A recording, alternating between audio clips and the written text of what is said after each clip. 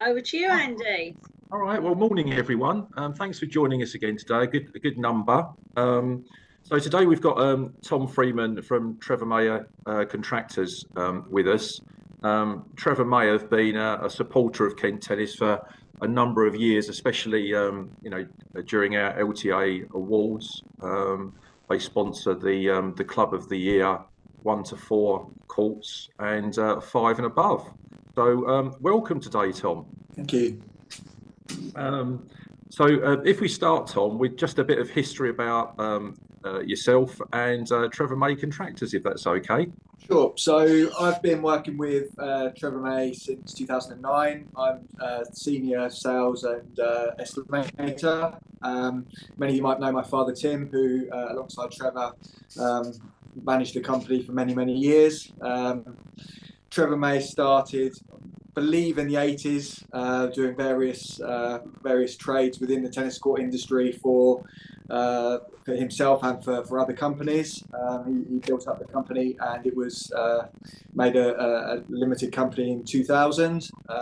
Since then, the company's grown, and in partnership with my father, they run the company until Trevor retired in 2022, and my father then sold the company summer of 2023, and we're now incorporated as part of Wilden Construction, which also includes Colourworks Coatings, who some of you may know, colour spray many tennis courts, and also PlexiPay UK, who specialise in non-porous acrylic surfaces, of which few of your clubs may have.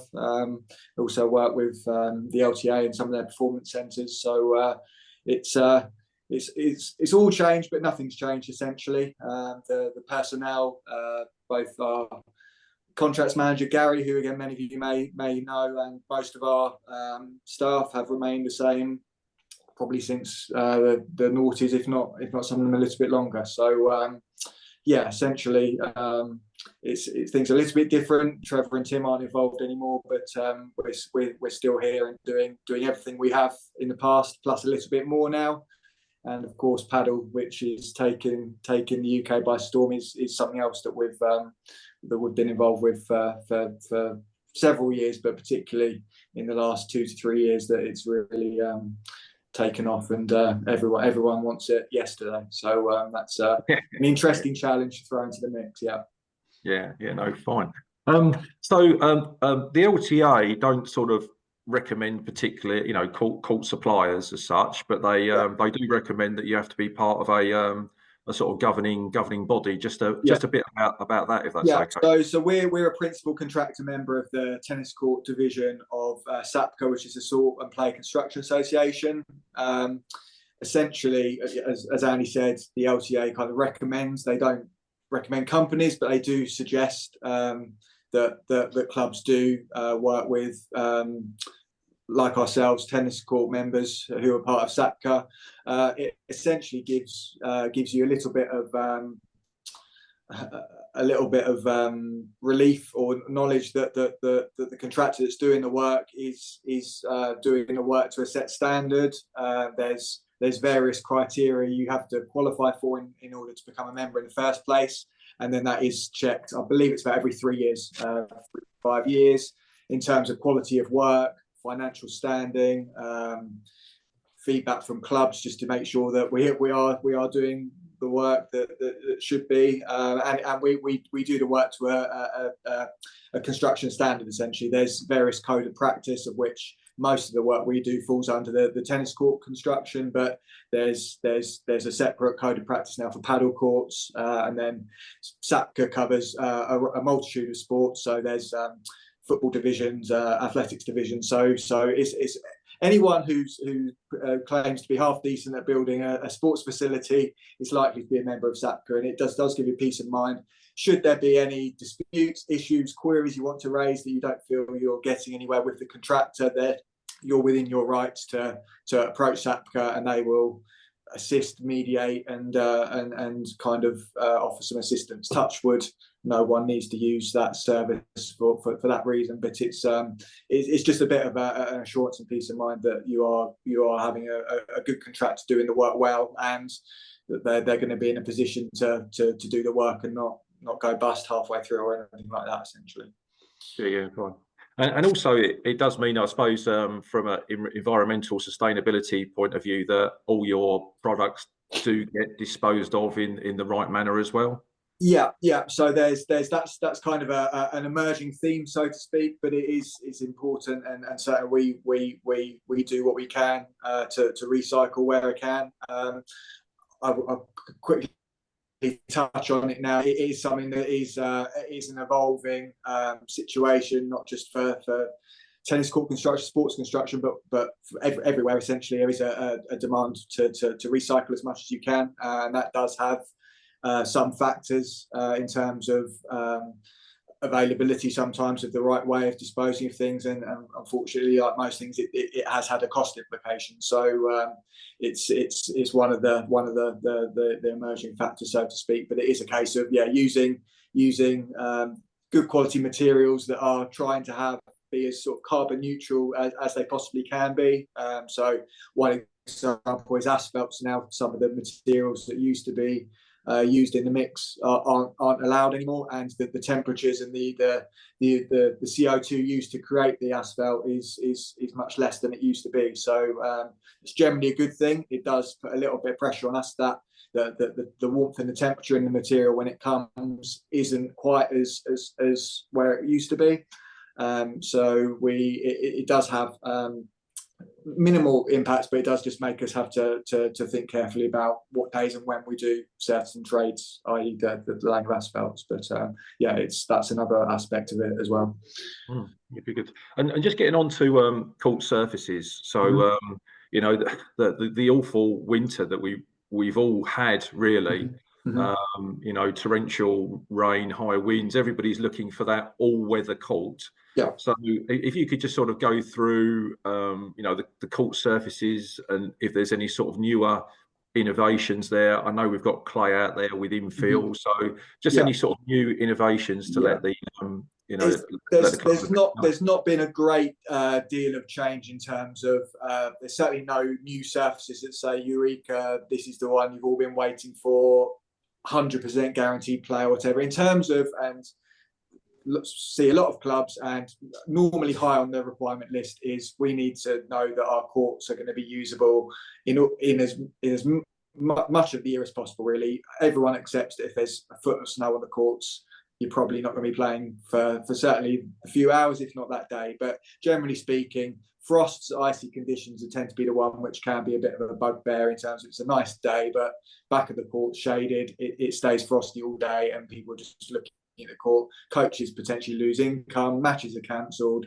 members aren't happy that they haven't been able to play their game. So in terms of hitting that spot, artificial clay is kind of unrivaled. There are a number of artificial clays on the market. Like most things, some are a bit better than others. The infill is the key ingredient. The one we've been using since we started laying artificial clay in 2006 is a German product, which we strongly believe still to be the best available in terms of performance and durability. It maintains its performance well. It's minimal breakdown of the material, so you don't have porosity issues, and it can last a good length of time. Artificial grass tends to be a bit more available and usable than other surfaces, except for the artificial clay. That is a little bit of a Marmite surface. Clubs tend to either love it or hate it. And the majority of clubs that have got a porous tarmac or porous asphalt, if they're looking at converting to other surfaces now, will generally favour the artificial clay rather than the artificial grass. The only couple of considerations always for the artificial clays, it does need a bit more maintenance. Clubs are worried about infill being traipsed everywhere inside clubhouses and paths and except other court surfaces. And if you've got trees and they drop a lot of leaves, sycamore, helicopters, that kind of thing, it is onerous and can become quite tricky to keep on top of leaf fall in the autumn. So there are a few factors why artificial clay is not everyone's favourite. Porous tarmac, porous asphalt, most people will be familiar with, either have it still or have had it in the past. Generally, the feeling is that it's old technology. It's not a very good surface anymore, and people don't like it. I still think it is. Well, it still is a good surface. It's the most cost effective to install, least expensive to maintain, and if it is well looked after, it can still last a good length of time. And you'll lose it a little bit in frosty weather, but it's not to say that for the majority of the year it's usable, and you're probably only going to lose it a handful of days in particularly frosty weather. The other surface, which is I would say, we maybe don't install it any more than we have in the past, but certainly there's more interest in now, is a porous cushioned acrylic called Poraflex, which a few clubs in Kent have got. Bearsted have got it, Blackheath have got it, a few David Lloyd centres have got it now. It's a preform rubber cushion layout which is porous, so you've got most of the benefits of a non-porous acrylic surface, which I think a lot of players, if it wasn't for the UK climate, would like playing on. It's a very true, nice surface to play on, but it does have the ability of being porous. That needs an incredibly good tarmac surface to be laid on. So if clubs are considering upgrading courts to Poraflex, more often than not, unless you have got a very new court surface in good condition anyway, you normally have to put a new porous tarmac layer down before you put the Poraflex down. So what is already quite an expensive surface is a particularly expensive upgrade. In terms of court availability and usage, that is going to be the highest likelihood that you will have downtime in the winter. It's very true flat surface, but when you get a little bit of damp in the evening in particular, that can form a film with water tension, and you can go from playing very happily to struggling to get off the court. Almost it becomes a bit of an ice rink, slight over exaggeration, but you can go from playing very happily to game over within maybe half an hour if you're really unlucky at certain times of the year. So it's a lovely surface in the summer, but for clubs that need to sort of maximise year-round usage, it's a strong consideration. Is it the right one for you? But it is a very nice surface with a bit of cushioning. The question I'm asked more than ever now is, we like artificial clay. We've got it on some of our courts. We've got hard courts. Members, as someone referred to earlier, we've just repainted them, but it's actually quite hard to get people to use them. I think one of the main reasons is people do like the degree of cushioning in the surface, and you do feel if you're playing day after day, hour after hour on a hardcore surface, you do feel it for a period of time. So if in an ideal world I could create a surface tomorrow, I'd say a cushioned version of a porous tarmac surface would be amazing, but I don't think that's on the horizon anytime soon. So that's kind of the overview. There's not really any new surfaces out there. It's all about subtle changes, and most of it has been in terms of trying to be more environmentally friendly, subtle changes to try and make them more durable, and sort of it is a little bit same old to some degree with tennis court surfaces. I always say that if clubs are looking to change surface, speak to contractors, see what they feel, what they offer. You can't beat speaking to other clubs that have had the court surfaces. Go and ask a few of your members to play test on them. Ideally, courts which are in good nick and well maintained. That's generally the case, but not always. But also speak to clubs that have lived with the surfaces for maybe 5 years plus, because all surfaces generally play well, look good, look durable, drain well for years, but 5 years plus, some look after themselves a bit better than others, and sometimes clubs' views will change after they've lived with it for a number of years. So yeah, that's my general advice in terms of trying to do best by your members and make the right decision in what court surfaces to go for as and when they need replacing. Yeah, no, I do agree with that. I mean, when we were looking at artificial clay, Wendover were kind enough to allow Mepham Tennis Club to go there and play for a couple of hours. Mark's been kind enough to allow us to play on the paddle courts at Sundridge, and we're considering Poraflex at the moment, and Bearsted have been kind enough as well. So I definitely think it's worth, especially with the network that is on the screen at the moment, is worth talking to people, and don't be worried of picking up the phone and speaking to a neighbouring club or a club that's got that surface, and take your members down there so they've got an informed decision to make on that surface. It's all difficult for the committee. The committee can make those decisions and suggest a surface potentially to the members, but like our club, we run it for the members. It would be a members' vote to change a surface. So it's definitely worth getting your members, as many as possible, down to different surfaces to try them, and then they can make those informed decisions.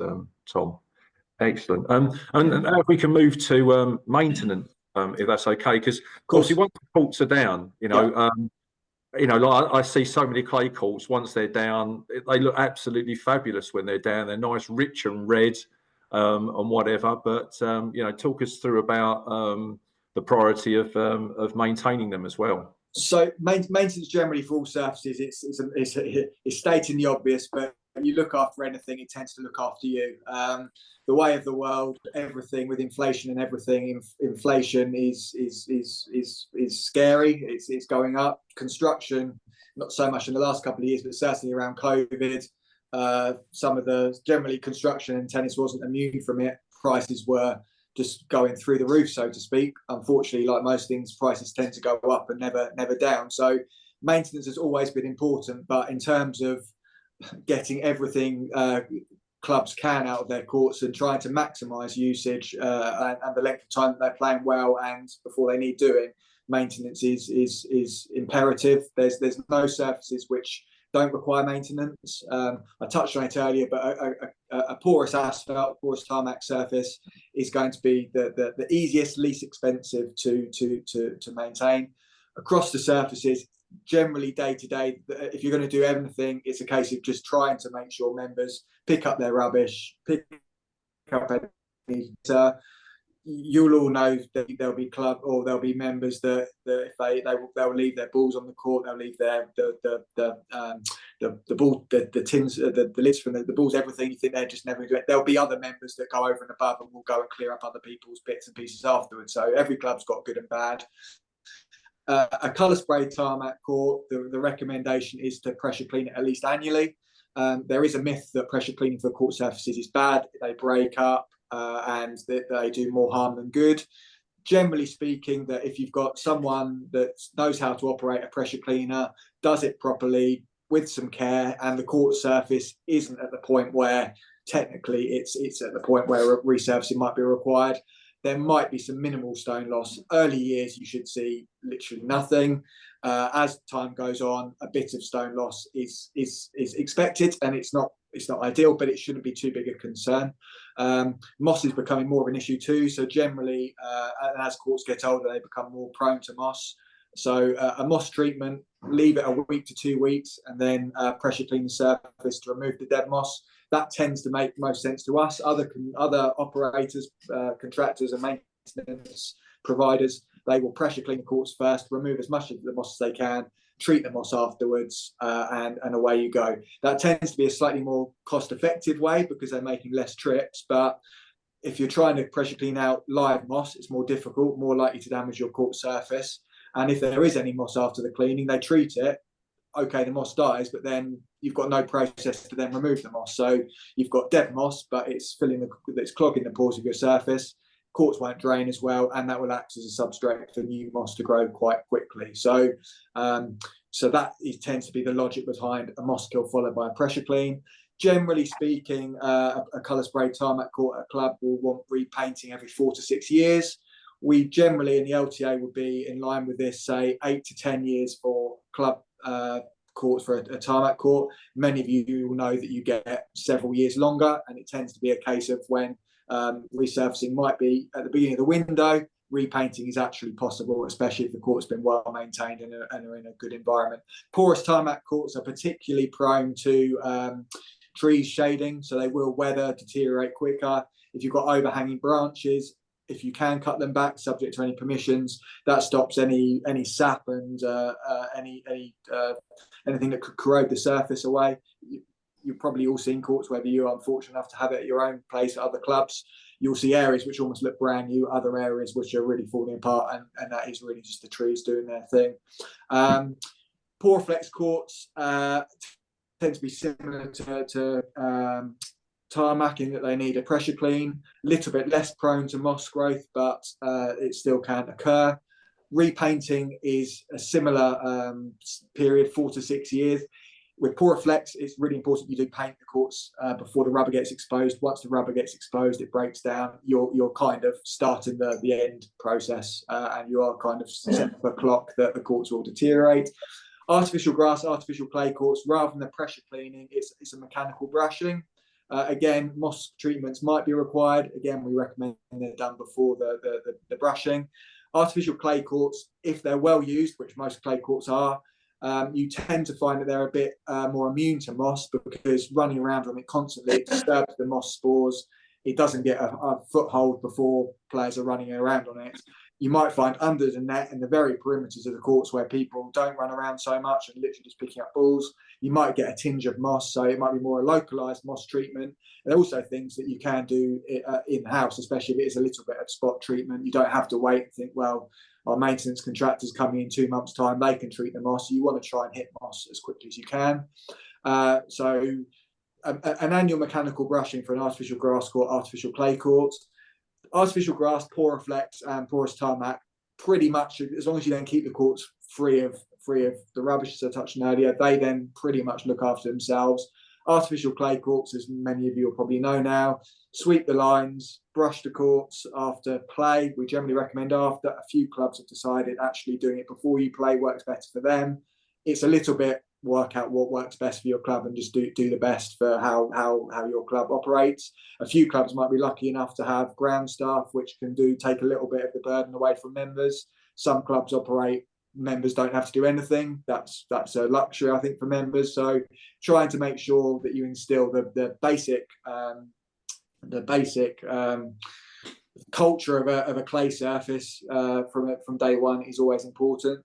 Generally speaking, it's recommended that over and above what members do and in between specialist maintenance visits, ideally a weekly to 2 week visit time in the summer, the courts would be dragged with a heavier brush, which isn't something that can be manually pulled.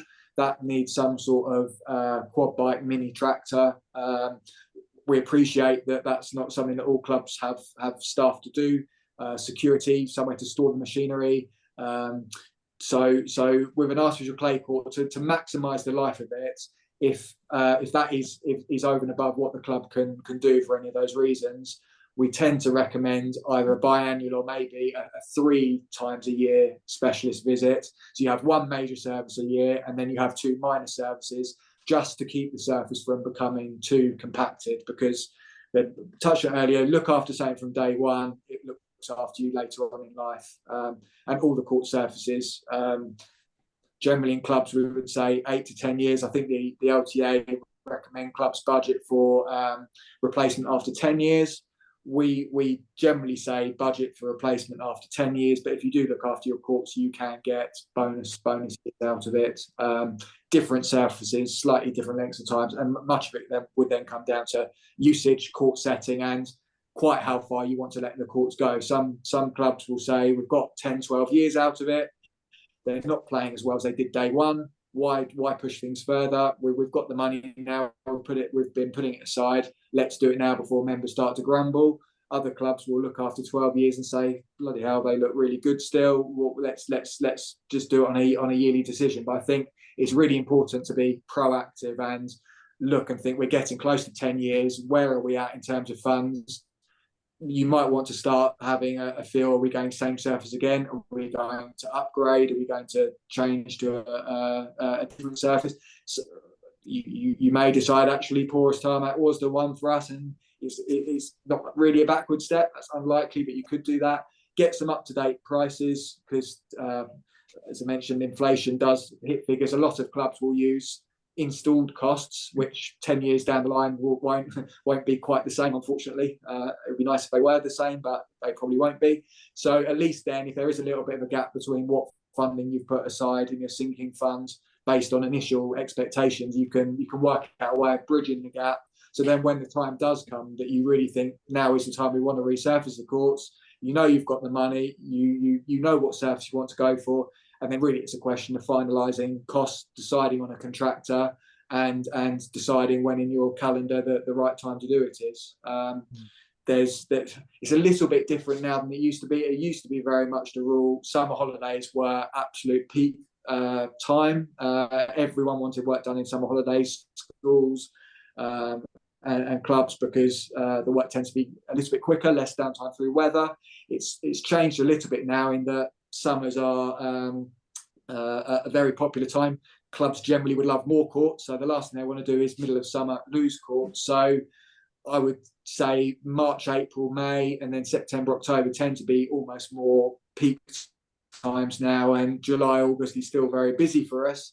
But it used to be a case that people said February, March, we haven't placed an order for the summer holidays, we're never going to get a slot now. That's changed a little bit, but it is important. Every club has slightly different factors in terms of deciding when is the best time to do the work. Construction access can be an issue for some clubs, particularly if you've got to go across 100, 200 metres across a playing field around a cricket pitch. That's not going to be possible in the middle of the winter unless you want to pay for an expensive roadway, which you probably don't.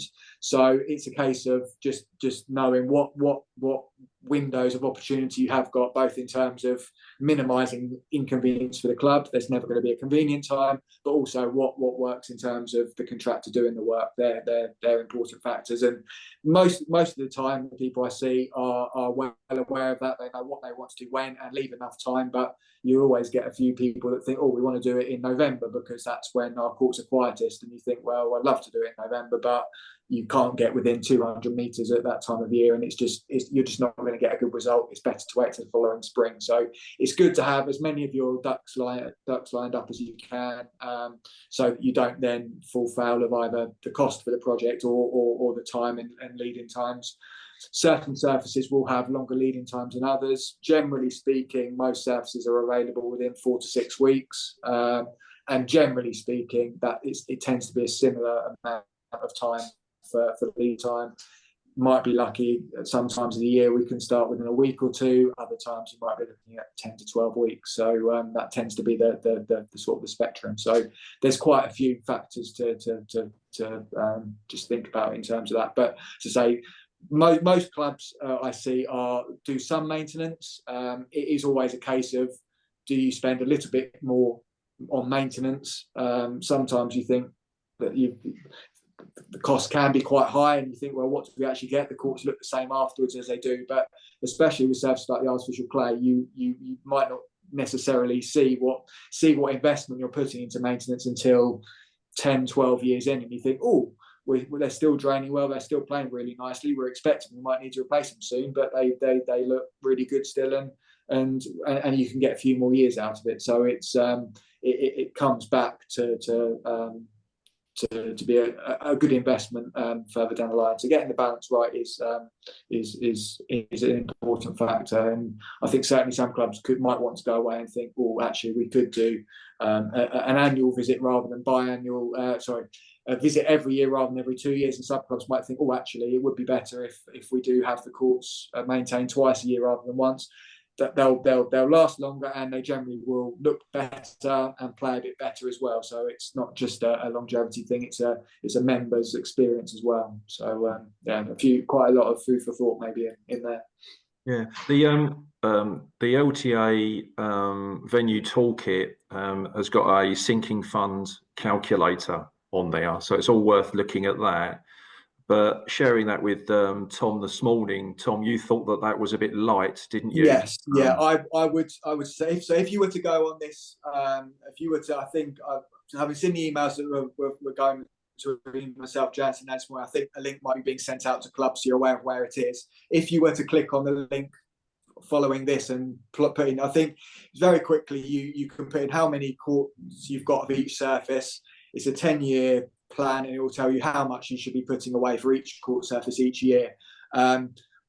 Looking at it quickly this morning, I think it's probably 4 to 5 years since the figures have been updated, which 5 years ago was around the time of COVID, where a lot of things changed. So I would take those figures with a little bit of a pinch of salt, and I don't know whether Kent Tennis are able to feed back into LTA and say, look, just having looked at this, want to obviously push it and promote it because it's a very useful tool to have.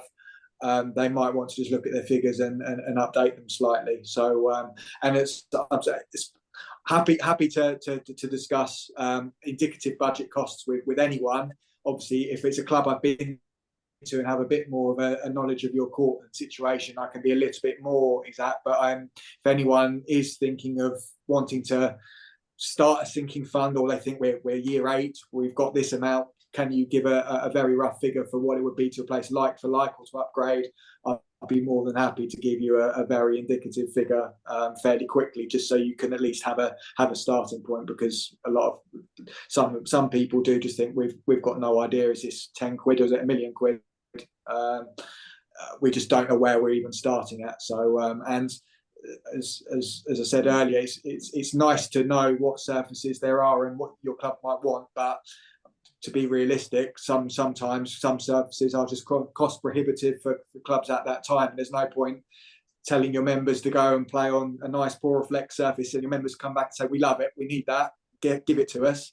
You look at the numbers and think it's just not feasible. You might want to be a little bit cute as to what you do offer it to members, if that's the route you go. I know some, Andy touched on that it's a members vote. Other clubs, it's very much committee led, and the members, you get what you're given to some degree. It works in different ways. So having up-to-date sinking fund is really important, because it's good to be proactive, but you want to know it's realistic as well, and not think, well, there's a good calculator, we've got the figures that the LTA website says. You then go and speak to a few contractors and you think we're in a different postcode here, which it would be the case in my view at the moment. So so have a look at it and play with it. But I think hopefully it might be a case of those get updated, and maybe Kent Tennis can then say, look, numbers have been updated, you might want to have another look at it now, and it's slightly more realistic. But yeah, I'll leave that with Andy. Yeah, and we will feed that back. So yeah, just worth reiterating that might be a bit light, that sinking fund, but the venue toolkit is a good one, so it's worth looking through that. Also, just to let people know that the LTA have introduced a 5% fixed interest rate on the quick access loan schemes now, which is catching a few clubs out. So if you are going to start funding or think that you're going to fund your court resurfacing projects with the LTA quick access loan, unfortunately it's not interest free anymore. There is a 5% fixed interest rate there as well. The Kent Tennis still offer up to £25,000, and that is a 0% at the moment, and I think it probably will continue. But just to let you know that Kent Tennis do offer a 0% rate at the moment, where the LTA is 5%. So if we move on to any questions regarding sort of court surfacing and maintenance before we move on to maybe fencing, practice walls and paddle, if that's okay. So if we've got any questions regarding court surfacing, as in maintenance, Robert, if you can come in, that'd be great. Thank you, Andy. Thank you, Tom, for that very knowledgeable discussion on all the various aspects. You know where we are in Head Corner. I've got problems down there with the trees, but I've also got some local areas where moss grows in the shade. Without putting you on the spot, is there any kind of over-the-counter treatment I can buy just for local spraying? So there's the product we've been using ourselves. We haven't got a license to sell it, but I can send you a link. If others want to say, it would be really useful to know. The product we've been using is a product called Court Care, which we feel is as good as any. It slightly touches on environmental, again, like with lots of things, but the treatments that are available and you can get a license to be able to apply now aren't the same as they used to be, because there is, for obvious reasons, care that wildlife around courts, water courses aren't affected. So the effectiveness of treatments isn't what they used to be, but it's a case of there's no reason you can't apply it yourselves. If it's a localized area, it's a case of there's instructions on the box. It tells you what mix rates, depending on whether you feel it's a mild or a really heavy amount of moss. If it's a very small area, you probably can almost don't need anything particularly technical to apply it. If you feel that it's something that is a bit more widespread, clubs want to do more regularly, you might want to buy sort of a knapsack that you can wear on the back with a sort of a spray gun. It's best to apply it when it's not too wet and no rain's forecast, because the treatment gets washed through the surface very quickly. Most people's surfaces will be porous, and if it's a burning hot day, the chemical's going to evaporate before it's really taken on, and the moss could be too frazzled to even absorb it anyway. So it's a case of, if you do see certain shaded areas, as I've touched on earlier, don't think, well, we've got a contractor coming in a month, 2 months time, we'll leave it to them. The sooner you can do it, the better. You have to be a little bit careful that although it's licensed and you're allowed to apply it, we generally say don't allow people to use the courts for 24 hours as a minimum afterwards, just because balls land on it, especially in the summer. Got sweaty faces, you pick up the ball, you wipe your face, you're wiping chemicals straight onto your face, which obviously isn't ideal. So it's a little bit, again, as often as you need to. It's not something as well where if you've treated the area, Robert, and then you feel that actually think, well, let's put some more treatment down to try and stop it coming back. Moss killers are only really effective at treating moss when it's there. You can't really prevent further growth, so it's attacking it when it's there rather than trying to prevent it coming back at all. Milder, warmer weather, it's just a perfect recipe for moss, unfortunately. So it is something that people find may have been a small issue before, or you never had the issue before. Clubs, private clients, clubs, everyone, no one's immune from it. It is something that is bigger problem. With tarmac courts as well, that is the one surface where if moss does get a hole, particularly going into winter, the moss picks up moisture, it expands and contracts, and it can weaken your surface quite significantly, quite quickly, particularly in older courts. So again, another reason for trying to attack it when you can. If I may just expand on that slightly, what's the best time of year for us to have the treatment and then the pressure washing? There's no right or wrong answer in some degree. The time of year where if you've got moss and you haven't done it, I would say is you want to do it before colder, wetter weather sets in, because moss is slippery to run around on. So foot grip is always a bit more of an issue in the winter. And as I just touched on, that if moss is there, you're more likely to get weather damage by it being there in the winter.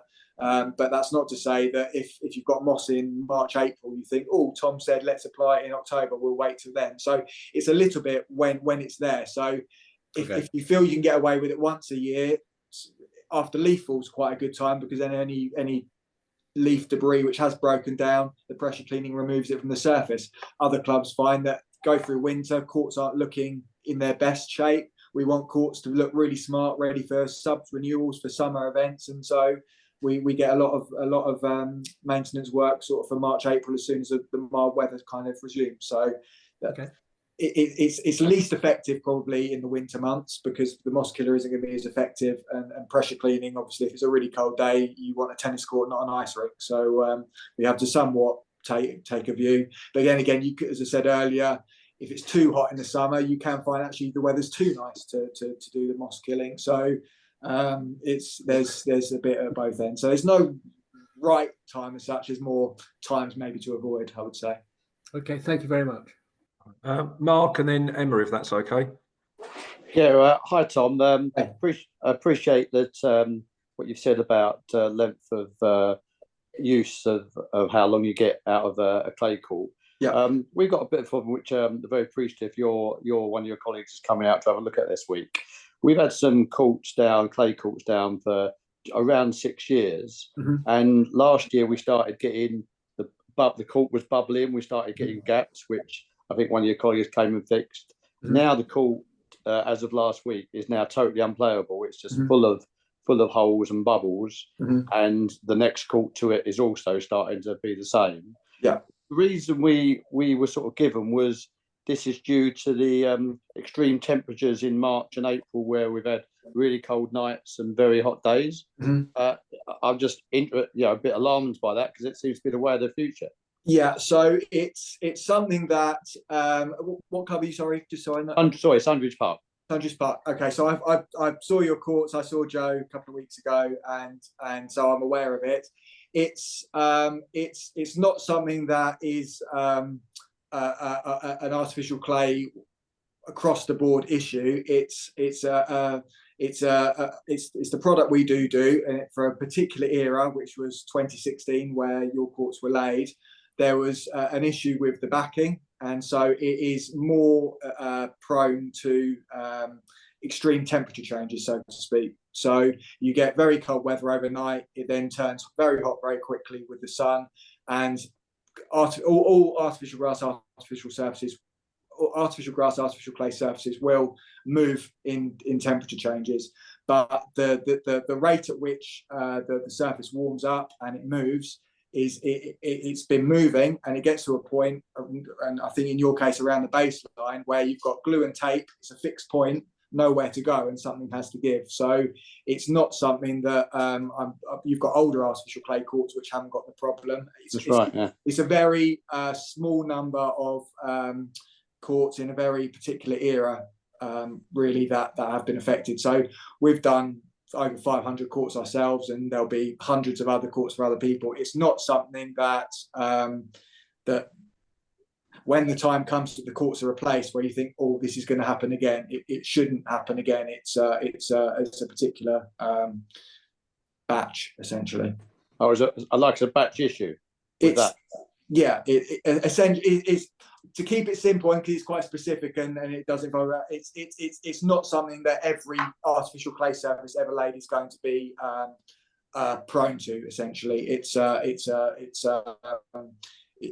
factor linked to that. It is something, though, that given the weather changes, it is something that does stress the courts more than in the past. So weather changes, it is something which, again, touching on the things of nothing's changed in terms of surfaces.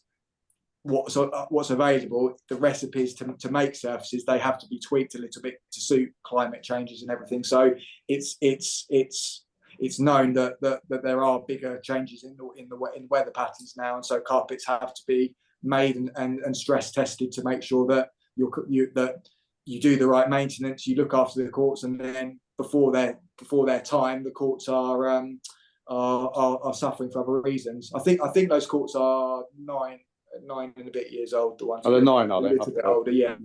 But yeah, still they've got life left in them otherwise, essentially. But that's what that is that you're referring to.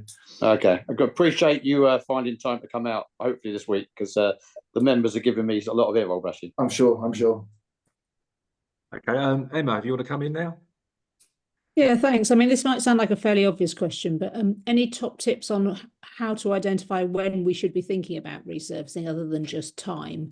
Because I think I'm at Biddenden, and we've got 2 porous Tarmacadam courts, and they're definitely coming up for redoing. But we've got some people who think they need like redoing 2 years ago, and other people who think there's still a good couple of years in them. So, any top tips? There is a spectrum, and kind of say there'll be people on this listening to this who their courts are 10 years old, and they think we've got the 10 years old before they get too bad, let's replace them. There'll be other clubs, people would think, well, why are you talking about 10 years? We've got nearer 20 years out of our courts and they've been fine. There's no way we'd ever dream of replacing them every 10 years. So there's a case of, there's a little bit of a spectrum of what club, the standard essentially of play, and what members are happy to play on. But when it gets to the point that court surfaces, there's various factors, and you're very local, I'll be more than happy to pop out and have a look at some point.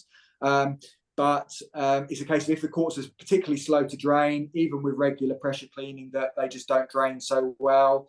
If you've got any form of undulations, that the surface can lose its level over time. If you get bad ball bounces, that can be another factor. I don't know how old your courts are. Sometimes, and particularly around the white line areas or any of the bay joints where the tarmac's laid, they can start to open up, fail, you get cracks, generally flat cracking, but they can lift. So that's another thing that creates bad ball bounces. You can, if the courts are particularly old, then you've probably repainted them a fair few times. It gets to the point where they're a bit slick. You've polished the surface, so the roughness of the surface is quite smooth. The grip within the paint has been lost. so players just don't find they have as much foot grip anymore. The surfaces can start breaking up, a process called fretting, where the UV makes the court surface very brittle, and then with just usage and pressure cleaning maintenance, it starts to break up. It becomes to a point where you're almost like you're running on little marbles. So again, you get players complaining of falling over or just feeling like they're not in control of their movements. They're the main factors that are obvious signs, but it does come to the point where you decide, well, do we want to absolutely run the courts into the ground? And some people say, well, if we've got a few members that are starting to complain, every club's got their, and everyone will know the people that are a bit moany, they'll moan that you've got a new court surface, and it's playing too well or too quick, too whatever. You have to slightly take a pinch of, or know and think, well, they're going to always have something to moan about. If you start having people complain, you think, look, they're only going to, don't say boo to a goose or whatever, and they suddenly start, if they're kind of saying, look, really, we think the service is a bit dodgy, you can kind of think, well, if they are, then maybe we are at the point. But the main factors in terms of obvious things you can look at are the porosity, is the surface breaking up. You can if you look at the surface, you should almost see some texture within it, almost like some gaps and pores within the surface, and almost rub your hands on it and sort of a little bit of angularity. If it is an old surface, it's very smooth. All the pores in the surface have started to be filled with the paint. That's there tends to be the signs, thinking, look, there's not a lot we can do other than resurface. And it does get to the point where maintenance isn't cheap. Certainly repainting is not cheap. It gets to the point where it's better to say, look, we're not going to invest. You might still need to do a bit of maintenance, but we're not going to do any investment in terms of colour spraying. The next major investment in these courts has to be resurfacing, because some clubs, I'm not saying this applies to you, but some clubs think, well, we've got the money to repaint, we haven't got the money to resurface. Let's resurface in 2 to 3 years. Let's repaint them in the meantime. And really, you will have short-term gain. The courts will look better. You get a bit more grip, but it would also be making the courts slower to drain. You'll trap muck in the courts because you won't want to clean them quite as much as you would want to. So it's all a case of looking at the slightly longer-term picture. I vaguely recall, it was a few years ago, we did give the club a little bit of guidance in terms of kind of saying that the courts are of an age that you might want to consider resurfacing soon. So it might be that it is coming up to that point. But as I say, more than happy to, if you want to send some photos for an initial, a bit more of an appraisal, that's fine, or often coming past Bindon. So we'll be more than happy to arrange to call in and take a look. Thanks very much. That's great. Really helpful. Thank you. Any more questions from anybody else at all? No, super.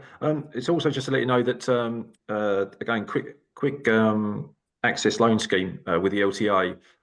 They're lending up to 80% on canopy and covered courts at the moment. So it just goes to show you what a push there is and what a necessity there is to have covered and canopy courts. I know that probably adds a different dimension when it comes to planning permission for people, but just to look at the larger picture with everything that you're doing there. You know, if you had covered and canopy courts, does it mean that you can increase participation, you know, on the winter months at your clubs as well? But you know, when you're looking at projects, just look at them completely and just see how far you can go with them. Be it adding, I mean, we were a 5-court club at Mepham, and it took us 20 years to get planning permission for 2 floodlit courts, which we did during COVID period, and putting artificial clay down on the 2 courts and floodlights has completely transformed our club. So, you know, when you are looking at your projects, just look at the lights. LED technology does mean that potentially, you know, there's less light spill now, and look at those covered and canopy options as well.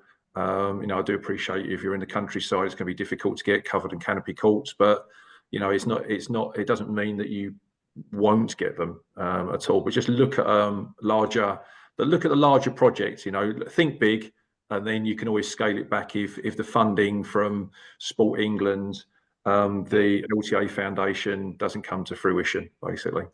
Just on that, so it's as the canopy covered courts, LED lighting are all very, very good things.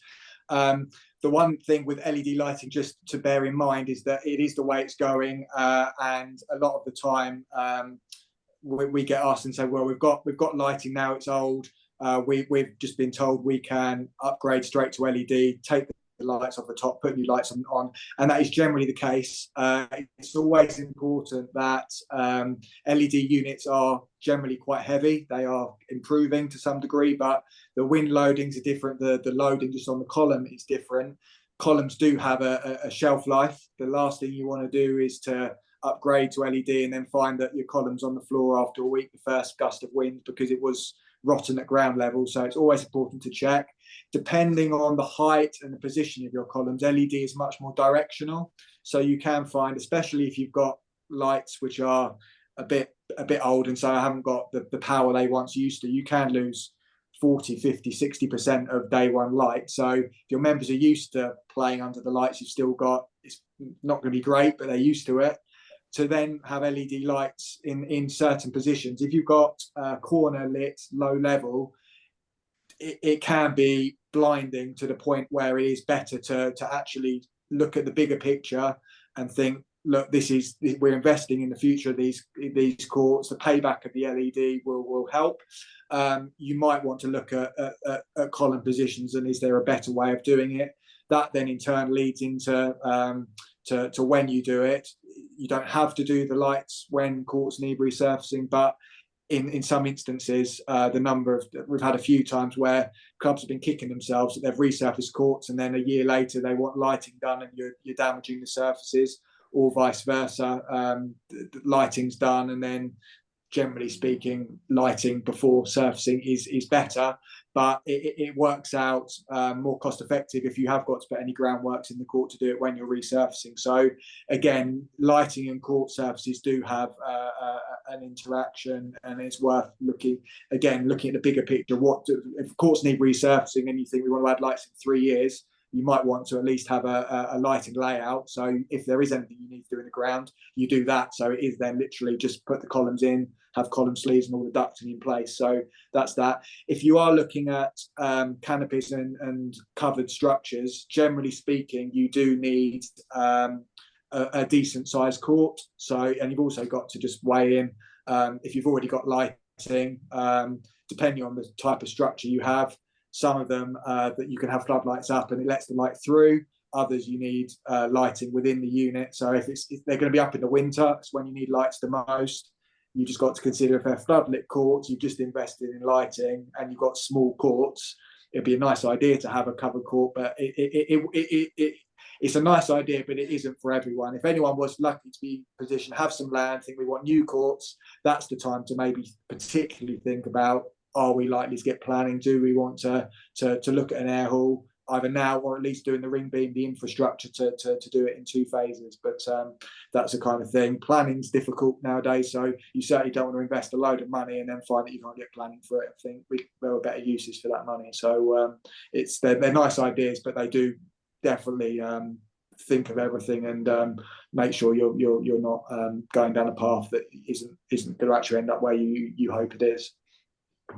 No, thanks, Tom. Okay, any more questions from anybody? Super. Well, we didn't even get on to fencing, disc walls or paddle courts particularly, but Tom's always available to have a chat, and as you can tell today, he absolutely knows his stuff. So if you do need to get in contact with Tom, then please do so. We'll share your details at the end of this. We do all those things. We do all those things. Just a little bit of for us as a company to get something a bit more out. A lot of people think we do court surfaces, we don't do fencing. A lot of times say, "Oh, you don't do fencing, do you?" Yeah, we do a lot of fencing. Winter. If it's fencing, generally speaking, is the last thing that people do. It can look tired. You can have a lovely new surface, and your fencing looks a bit tatty. At the end of the day, people want a nice surface to play on, and they'll put up with a bit of a tatty fence. It's there to contain balls and for safety, generally speaking, and security to some degree. Fencing is something that we can do, is a little bit less sensitive to the weather. So It's something that we, and just to be fair to everyone, other contractors will be the same, I'm sure. That if it's a project that can be done in the winter and it's just a fencing job, or with other work which can be done in the winter, we can generally offer a slightly better rate. So not paying quite as much money for something, and again, it can be done when your courts are maybe in a little bit less demand, because generally speaking, fencing work, you do still need the courts to be closed, because it's not safe either to play on, or for our guys doing the work to do it while there's tennis balls being fired around. So that's just something that is worth considering, because again, we get a lot of people who say January, February, we want our fencing done now, ready for the summer. We can do it, but if you've been 6 months ahead, you would have maybe had a little bit of a sharper pencil and a discounted price, and keep the coffers a little bit fuller. So just a bit of food for thought on that. Yeah. No, thanks, Tom. Great. Well, I say thanks once again for joining us today. Thank you, and I'll hand back to Janice, if that's okay. Thank you, Andy. Thank you, Tom. Great discussions there. So thank you. Karen Hodgson's got something that she would like to share with you all. So over to you, Karen. Thanks, Janice. So this is with my competitions committee hat on, and also my inclusion mentor hat on. So at the beginning of the year, we decided that we really wanted to try to give the chance to our walking tennis community, which is thriving in Kent, which is fantastic, to the chance for the players to basically meet new players and enjoy some social walking tennis fun against people from other clubs. And the idea of basically getting local hubs together so they can do their own little festivals. So it's like walking tennis and tea and cake between, say, 3 or 4 clubs in a sort of a local area. We thought this would be a really nice idea, sort of maybe a stepping stone to future competition, or actually to gauge whether people, is this what people want? Because I know certainly from where I am down in Deal at Markwood Park, my people would love to meet other people and play walking tennis with them, but the idea of competition is a big no-no to them. So it's to find out what people want in the future as well. Anyway, so we basically have gone to everywhere that we knew that was doing walking tennis. So this is people that have had walking tennis grants from Kent Tennis, people that I've known about on the grapevine as well. And basically we've had 6 clubs come back to us that are interested. 5 of them are in East Kent, and 1 is in North Kent. And so I suppose we thought actually there could be more clubs doing walking tennis that we're not aware of. And so this is by a way of just trying to find out, is there anyone else, any other clubs that would like to take part, especially up in North Kent, because I think the North Kent club would like local people to them to go to rather than coming down to East Kent, but also anywhere in Kent, West Kent, East Kent, and then the idea is to get this up and running during the summer. What I requested was that if people, as well as expressing an interest, could say whether they would like to host as well, and the idea is that they would then contact the other clubs in the hub and arrange a date that was suitable for everyone, and sort of supply the courts and the balls and the cups of tea, and then the other teams bring the cake. That was the idea. And by the way, the balls do not need to be new balls. It's like just any balls. Well, obviously orange balls. And that was the idea. So I know Emma from Biddenden, you came back to us, didn't you, to say that you wanted to do this. That's great. And as I say, there's others in East Kent, but please, can we get the message out to North Kent and West Kent clubs, whether they want to take part? Excellent. How many clubs have we got, Karen, doing walking tennis at the moment in Kent that we know of? Oh, golly. So with respect to the grant, I think I must have that have accepted the grant. I believe there was over 20 clubs that I went to from the list that I was given. But as I say, we are aware of other clubs doing it as well. Easily probably going up to 30 that I'm aware of. But there's probably even more. Yeah. And I said before, if you're thinking of doing walking tennis, I can definitely recommend it. It just adds a different dynamic to your club where the courts aren't used, and the amount of grandchildren from our walking tennis members that are now on our coaching program as well. So there is benefits, and they're the first people to support like coffee mornings, you know, with cakes, charitable events and whatever. It's just a lovely group of elderly people that we've got at our club now, but they add so much more than just them playing walking tennis with their family connections as well. So definitely worth taking that on board. No, thanks very much, Karen, for that. So they can just get in contact with you. We'll send out a link on the follow-up to this call today. Yeah, great. That would be Thank wonderful. you, Karen. Thank you very much. Anything else, Janice? What I would like to mention, yes, is about the AGM. It's just a reminder. If you signed up to come to the AGM, whether it be by Zoom or by in person, we do need the responses ASAP for catering purposes if you're coming to the AGM. So that's next Wednesday, 6:15 for 7 o'clock, and the Kent Tennis AGM in the Newstead Wood School next to Bromley Tennis Centre. So do sign up if you haven't already done so. Other than that, I don't think I've got anything else to say other than, another reminder, please share our newsletter with your members. We want more subscribers. So do please share it and ask your members to sign up to the newsletter and keep us updated with anything going on, children's wins, anything you want us to promote via Kent Tennis News.